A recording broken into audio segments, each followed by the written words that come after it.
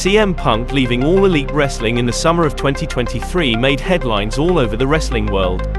The straight Edge Saviour had only returned just under 3 months earlier in June when Tony Khan announced his firing in early September after a backstage altercation with Jack Perry during All In at Wembley Stadium. Since then, Punk has returned to the WWE with hell freezing over, and the Young Bucks have released footage of the aforementioned altercation with Jack Perry live on Dynamite. But as CM Punk seemingly gears up to tangle with arch-rival and professional Punk-hater Drew McIntyre at SummerSlam, I thought it'd be interesting to take a dive into my personal bag of fantasy booking tricks and ask the intriguing question that is, what if CM Punk stayed in AEW? Now, I'm under some self-imposed rules here to make things a little more interesting, and this is that I can't change anything prior to Punk's firing on September 2nd. This means everything that happened prior, his return in June, the fight backstage with Jack Perry and the title defense with Samoa Joe at All In, and Punk's title defense against Ricky Starks just weeks prior on Collision, are all canon. And though I'm sure it goes without saying, yes, this also includes the controversial events that transpired in the lead up and directly after All Out in 2022 involving Punk, the Young Bucks, Kenny Omega, Hangman Adam Page and Ace Steel, with the backstage altercation being dubbed Brawl Out. We start with the fallout of AEW All in 2023. In this universe, much like reality, Jack Perry is suspended for his actions and sent home to think about what he's done. Meanwhile, mediation with Tony Khan and the AEW Disciplinary Committee allows CM Punk to remain on television and avoid being fired. The following week of television after All In follows the same path as it did last summer.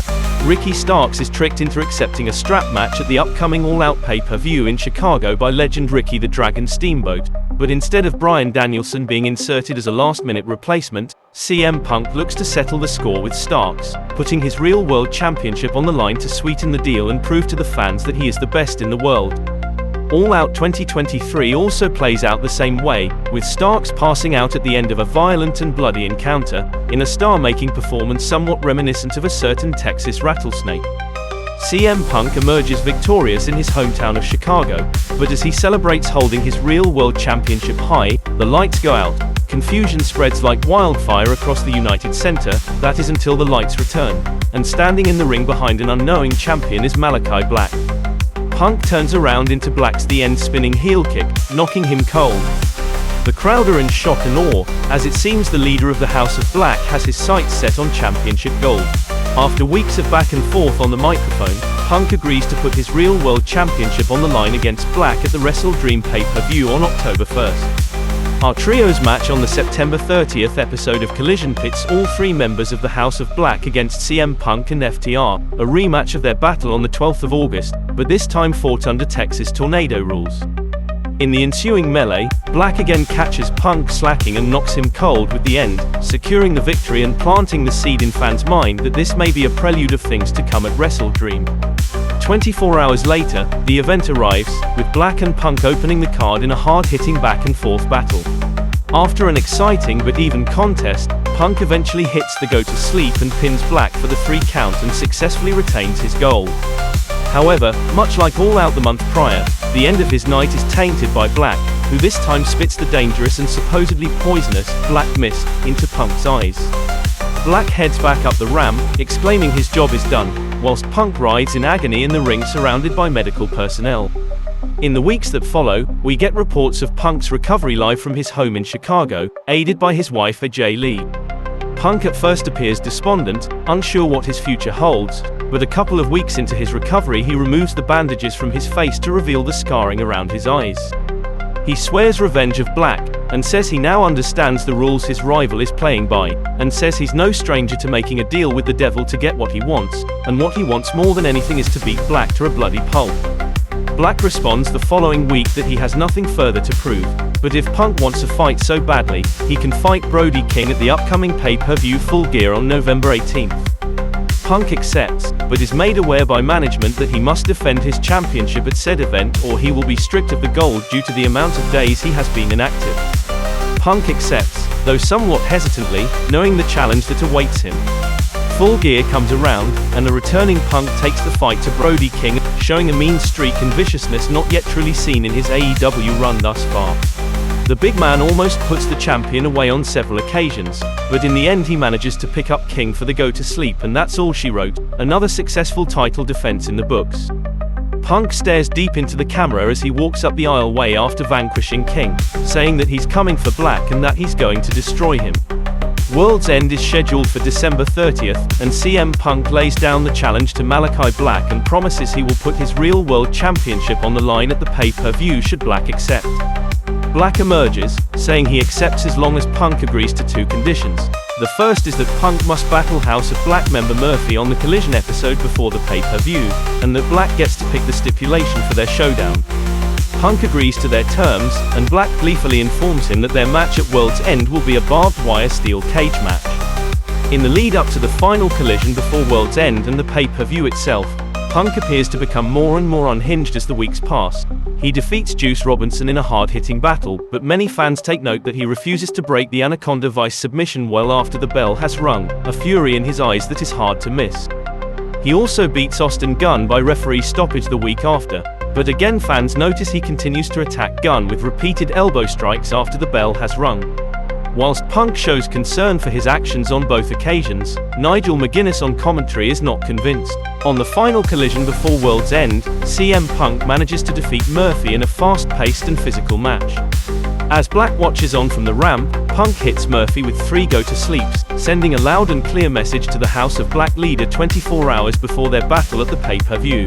At the World's End event, Punk and Black throw down in a battle for the ages in the semi-main event, a barbaric and gory battle that will go down in AEW history as one of the most violent matches in its short history.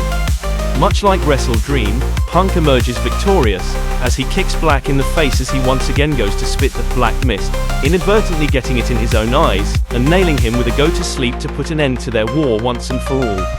Cameras follow Punk up the ramp and heading backstage. As he turns a corner, however, he inadvertently bumps into the last 2 men he wants to see, the Young Bucks. The crowd in the arena watching on the screens let out a collective gasp and cheer, as all 3 remain silent, but you can cut the tension with a knife. Punk just smirks and wishes them luck against Sting and Darby Allin before heading down the corridor out of sight. In this universe, I've brought forward the Young Bucks' return by several weeks so their tag match against Sting and Allin takes place at World's End instead of Revolution in March 2024. Sting will go on to face Darby Allin in a passing of the torch moment for his final match at Revolution, freeing up the Young Bucks for plans that lie ahead. In the weeks after World's End, the Young Bucks begin a smear campaign against Punk, bashing him each week on Dynamite, alluding to the fact they as EVPs they are bulletproof and Punk can't get to them. Punk ignores them, however, and defends his championship against Bullet Club Gold leader Jay White on the final Collision episode of January 2024. White's attempt to revenge both Juice Robinson and Austin Gunn is thwarted, and the real world champion yet again retains his title. However, the end of the episode catches everyone by surprise, as Punk is ambushed out of nowhere by a returning Hangman, Adam Page. Changed by his feud with Swerve Strickland, Hangman now sports a new look and vicious attitude. The following week on Dynamite, the Young Bucks take credit for Hangman's assault on Page, remarking that maybe next time Punk won't be so rude to try and ignore their existence. The Collision episode afterwards, Punk finally addresses the Young Bucks and Brawl out in a scathing and all-timer promo, blending reality and fiction that has the wrestling world at a fever pitch. Punk also throws down a challenge for AEW Revolution in March, the Young Bucks and Hangman, Adam Page against him and FTR.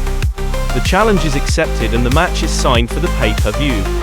AEW Revolution takes place on March 3rd at a sold-out Greensboro Coliseum. The 6-man tag grudge match has a red-hot crowd and fantastic wrestling and brawling, as all 6 men put on a modern classic. As Punk looks to take out Page with a go-to-sleep, the crowd can hardly believe their eyes as Kenny Omega, who had been shelved with health issues, hits Punk with a V-trigger. Page picks up the tainted victory for his team, and leaves both Punk and FTR seething at the outcome. Several weeks go by with the 2 sides hurling insults at one another on their respective shows, but soon enough words are no longer enough. In a shocking development, Punk and FTR invade AEW Dynamite and bring the fight to the Elite in their own house. The numbers game catches up to them, however, that is until Swerve Strickland makes the save and helps the invaders fight back against the Bucks, Omega and Hangman. Tony Khan then announces that at Double or Nothing, it will be the Elite versus Swerve Strickland, FTR and CM Punk, and it will be anarchy in the arena. The crowd erupt at the announcement as the main event is signed for Las Vegas. In this universe, AEW Dynasty doesn't happen. I'm a big fan of AEW's reduced pay-per-view schedule like the golden era of WWF in the 80s, so I keep the shows few and far between to keep them feeling important. Anarchy in the arena goes how you'd expect. Crazy, wild, chaotic, bloody, violent, a true spectacle. This time around, Swerve looks to win the match for his team when a mysterious hooded figure smashes him over the head from behind with a glass jar of some kind. Security storm the ring and the hooded figure is revealed to be none other than Jack Perry. He is escorted from the arena as Punk makes every attempt to fight his way through security to reach him, whilst Swerve is pinned by Omega, who picks up the victory for the Elite in Las Vegas.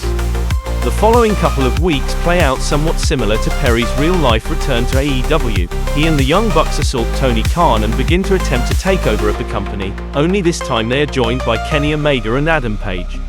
As they run roughshod on Dynamite, Punk promises them that their day is coming and soon. Forbidden Door comes and goes without incident between the two factions thanks for the Elite's private security, and CM Punk successfully defends his Real World Championship against Bryan Danielson.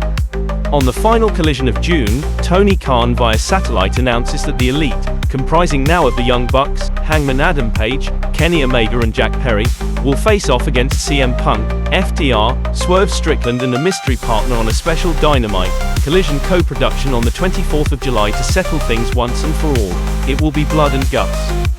Leading up the event, the Elite taunt their opponents on Dynamite, whilst Punk, FTR and Swerve fire back on Collision.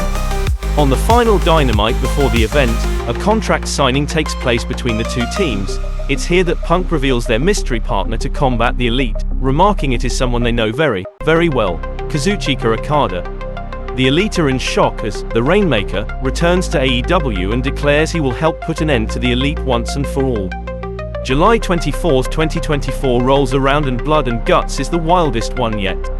After a sadistic and gruesome battle, CM Punk finally gets sweet revenge and defeats the Elite with the help of FTR, Swerve and Okada. As the team celebrate, Punk is seen eyeing up Swerve's AEW championship.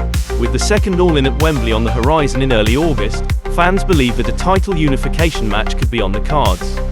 And there you have it. What did you think? Let me know in the comments. Please subscribe if you enjoyed.